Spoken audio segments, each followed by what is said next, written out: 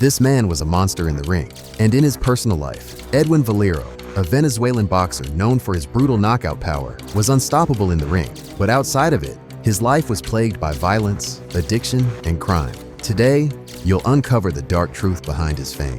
A man who terrorized those closest to him, leading to a shocking murder and a mysterious death. How did a boxing champion become a killer? And what really happened in his final moments?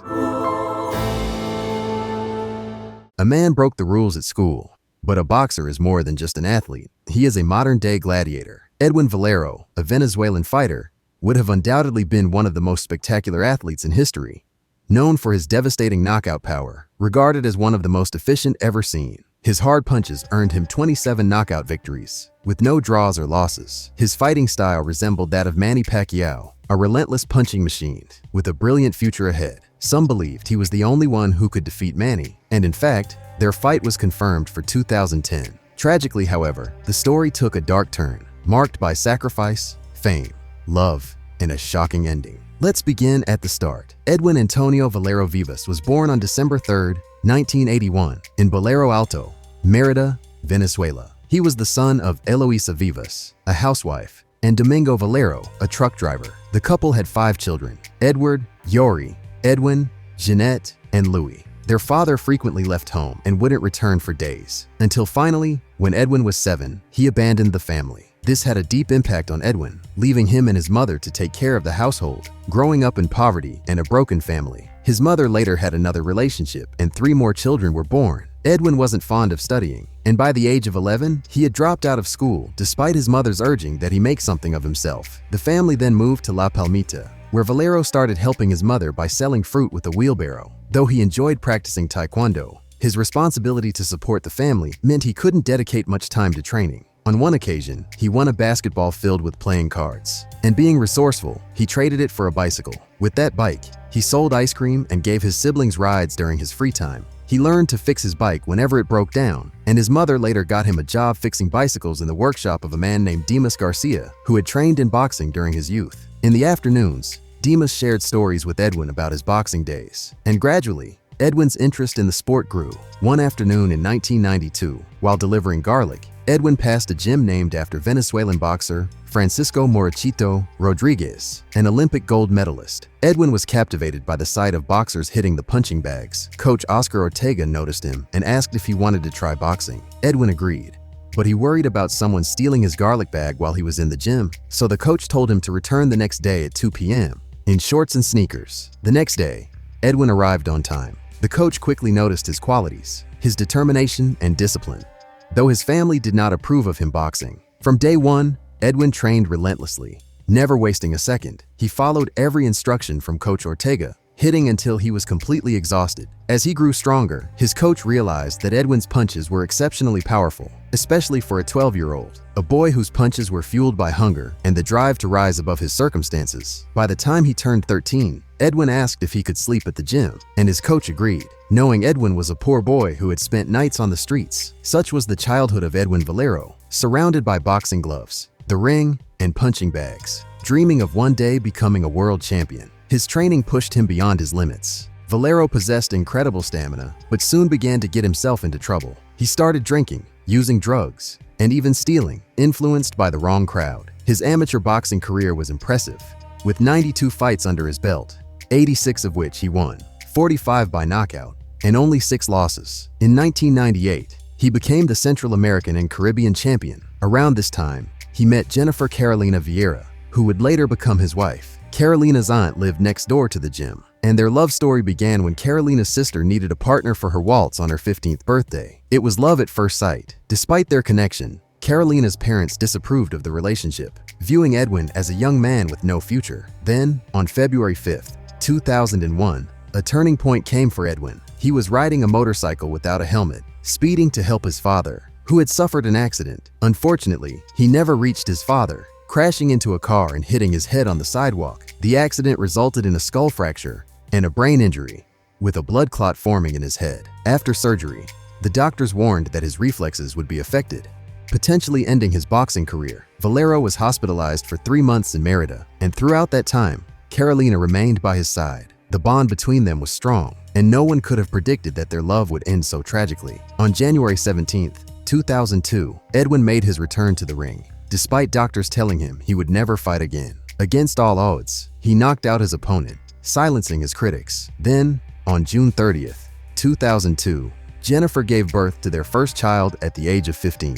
Although she couldn't marry without parental consent, her parents eventually relented, and the couple married on October 8th of that same year. Professionally, Valero continued to shine, known for his speed and aggression in the ring. Nicknamed El Inca after the equestrian club that sponsored him early in his career, the name El Inca Valero quickly became known across the country. His early career saw him knock out all his opponents in the first rounds. Yet success came at a cost, and his behavior worsened. He struggled with drug addiction, alcoholism, and reckless spending. Despite his issues, he made efforts to help others, creating a foundation for people with disabilities. He later had a second daughter, Rosalind Valero, who was born in California as Edwin sought new opportunities in the US. However, his visa as a boxer had initially been denied due to his previous accident. During this period, Edwin also faced financial struggles, as one of his trainers had been stealing his salary without his knowledge, falsely claiming that the promoters hadn't paid. As a result, Edwin returned to Venezuela,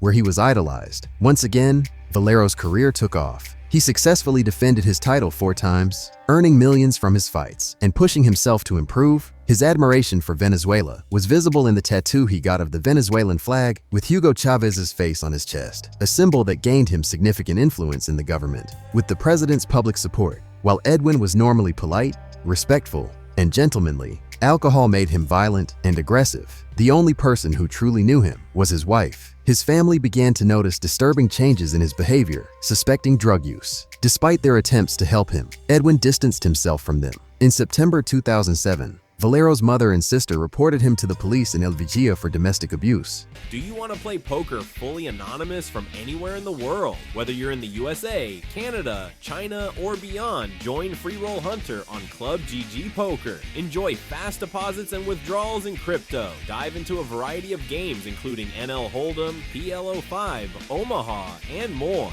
Take advantage of our great rakeback program to boost your earnings. Don't miss our daily tournaments for a chance to win big. Click the link in the pinned comments and description to start playing today. Valero was reported for having assaulted both his mother and sister during a family argument. It also came to light that he had been beating his wife as well, and all these issues began surfacing. On April 4, 2009, the World Boxing Commission crowned a new lightweight champion when Valero defeated Colombian Antonio Pitalua in a dramatic fight in Austin, Texas. However, just weeks later, in May 2009, Valero was arrested for driving under the influence. On April 15, 2009, while intoxicated, Valero shot Jennifer in the leg, claiming it was an accident. However, family members revealed that it was intentional. Valero had also been involved in multiple serious car accidents, but he avoided consequences thanks to his fame and fortune. He regularly escaped justice either due to his status as a prominent boxer or out of fear that he would use his government connections to evade punishment. In one case, he even killed a thief who had stolen his motorcycle, but the issue was resolved with bail and a substantial amount of money to clear his record. By 2010, things had spiraled out of control. Edwin's wife reached out to his mother, reporting that Valero spent his days locked up, drinking, and using drugs, even forcing her to take drugs as well. After several failed attempts to fix their relationship, Carolina Vieira tried to take her own life. Following the unsuccessful attempt, they both decided to check into a rehabilitation clinic in Caracas. Although doctors prescribed medications and treatments, Edwin did not adhere to the treatment plan, and within days, he had reverted to his previous behavior. On March 25, 2010, Valero threatened the staff at the Hospital Universitario de los Andes in Mérida, where his wife had been admitted. She was suffering from bruises, a pneumothorax, and a punctured lung caused by a broken rib. The story they provided was that she had fallen from a 3-meter height while checking the water tank at their home. Later, as she lay down to rest, the pain in her back became unbearable, prompting her family to rush her to the hospital. The doctors soon realized that her injuries were the result of a blow, and Jennifer admitted this upon further questioning. A female doctor at the hospital leaked the information, leading Valero to threaten the staff if the news got out to the media. He also threatened his wife in front of witnesses, which led to his arrest 3 days later. An in flagrante delicto arrest warrant was issued against Edwin Valero. The judge imposed protective measures for Jennifer Carolina, forbidding the boxer from approaching, pursuing, or harassing her, and he was also barred from entering the hospital. Protection was also requested for the hospital staff. The judge ordered Valero to undergo rehabilitation at San Juan de Dios Hospital due to his addiction. This remained in place until April 5th, when Jennifer left the hospital and denied that he had mistreated her, even going so far as to file a complaint against the prosecutors. On April 8th, 2010, Valero was released on bail and ordered to appear in court every 90 days. On April 16th, 2010, Edwin and his wife left Mérida for the state of Vargas, Venezuela, after discussing their relationship and deciding that Edwin would go to Cuba for rehabilitation. However, as they traveled, Valero became paranoid, believing a car had been following them since they left. Upon reaching a National Guard checkpoint, he sought help, claiming someone was trying to kill him. He called a friend, requesting military protection for the rest of the journey. But the officer in charge suggested he stay in Valencia for the night, as it was late and Valero had been drinking vodka throughout the trip. Valero agreed that it would be best to rest. On the night of April 17th, 2010, Edwin Valero and his wife arrived at the Hotel Intercontinental Valencia in Carabobo, Venezuela, around 11:30 p.m. He was seen speaking quietly with her in the hotel lobby. When it came time to pay for the room, he pulled out a large wad of dollars and, lacking local currency, went to exchange his dollars for bolivars before returning to pay, but not before asking the hotel staff to thoroughly inspect the room, fearing someone might have followed him. He even checked the room himself, and afterward, requested a different room, one that was quieter. They were placed in room 624. The night passed without incident, with no disturbances reported. However, at 5:30 a.m., Valero approached the front desk barefoot and told the staff that his wife was dead in their room. His demeanor was calm, and he neither appeared frightened nor violent, leading the staff to believe he was lying, until someone went to confirm his claim. Valero then confessed to killing her. Upon discovering Jennifer's body, the hotel security immediately called the Carabobo State Police, who arrived minutes later. Valero quietly waited for the authorities to arrest him. Upon entering the room, there were no signs of a struggle, but they discovered his wife, Jennifer Carolina Vieira, 24, the mother of his 2 children, lying in a dorsal decubitus position on the beige carpet. Her arms and legs were extended and close to her body, with her feet crossed. Her head was tilted to the right, revealing 3 stab wounds. She wore a brown blouse that had been pulled up above her navel and unbuttoned denim pants, with no socks. Nearby, 2 bloodstains were visible on the carpet, along with beer cans, bottles, and a bottle of mineral water. The bed was stained with blood, and under a small armchair, they found bloody sheets and a freshly washed white towel from the bathroom. However, no knife, razor, or weapon that could have caused the wounds was found. After the scene was processed, her body was taken to the Carabobo State Morgue for an autopsy. Meanwhile,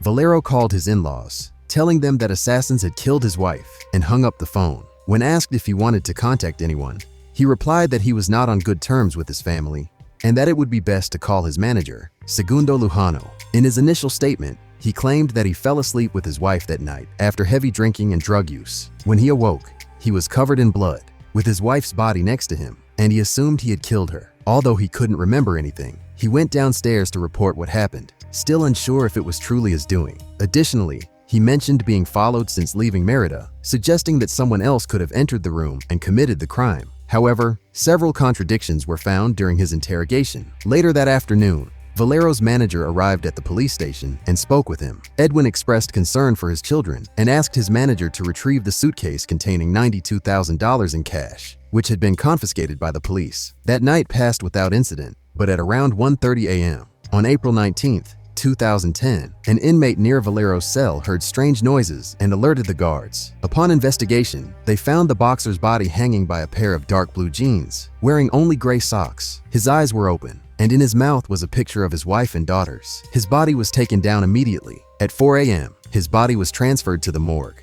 When his family was notified, they went to the morgue, and his sister Janet forced her way in, finding her brother's body on the metal slab. She noticed a blow to his head in the occipital region and no marks on his neck. She also observed bruises on different parts of his body. Although the cause of death was ruled as mechanical asphyxia, many questioned this, as Valero's body did not show the typical marks of hanging. The news spread through the media, and few believed it, including his relatives, who argued that Edwin would never have taken his own life due to his fear of dying. Reports indicated there were no significant marks on Valero's neck, consistent with mechanical asphyxia. Additionally, it was noted that when Valero entered the prison, he was wearing black sports pants, a black t-shirt with red stripes, and a cap with orange stripes. Yet, he allegedly used jeans to commit suicide. How could that be? The police told the media that Valero had been allowed to bathe and change clothes, raising suspicions that it may not have been suicide, but murder. A rumor emerged suggesting that Valero had received help from the Venezuelan government due to his close ties with then-President Hugo Chavez. Some speculated that a scene had been staged and that the body in the casket was a wax dummy,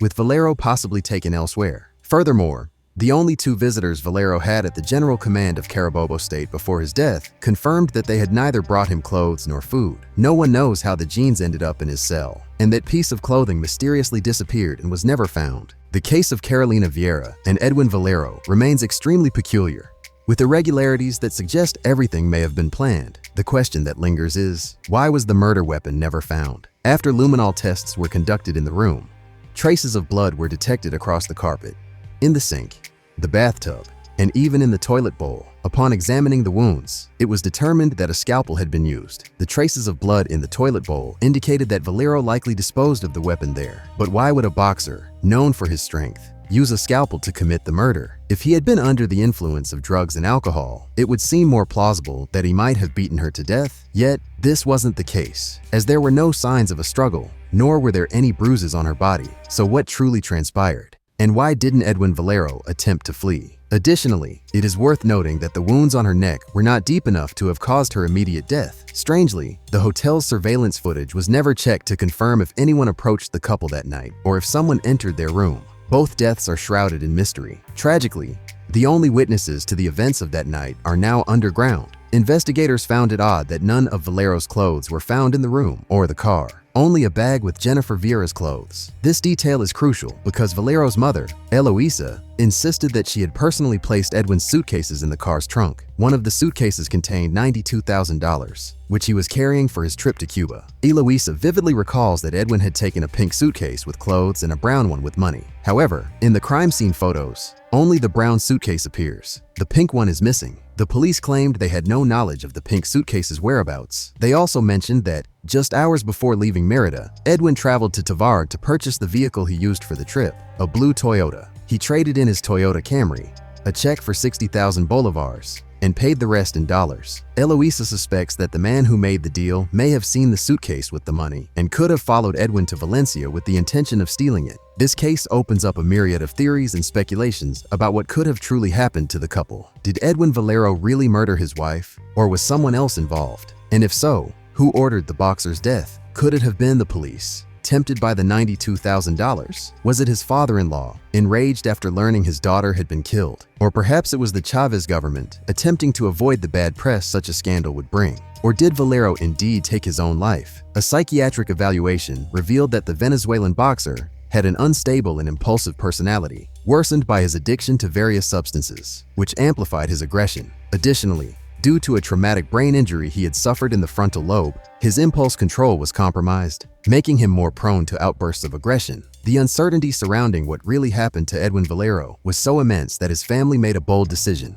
Just 1 month after his burial, on May 13, 2010, at 9 a.m., his body was exhumed. The police from Merida, members of the National Guard, and representatives from the courts and prosecutors' offices were all present. An hour later, a mobile laboratory arrived to begin the work. After 3 hours, samples were collected and sent to the forensic medicine departments in Merida and Caracas for thorough analysis, with a deadline of 15 days set for the results. However, it wasn't until 2014 that the results were finally released, revealing that Edwin Valero had been given a substance that caused his lungs to explode. As for Jennifer Vieira, the true cause of her death was never disclosed. In 2016, a film titled El Inca was released, recounting Valero's case, a story still full of mystery and unanswered questions. Thank you for being with us tonight.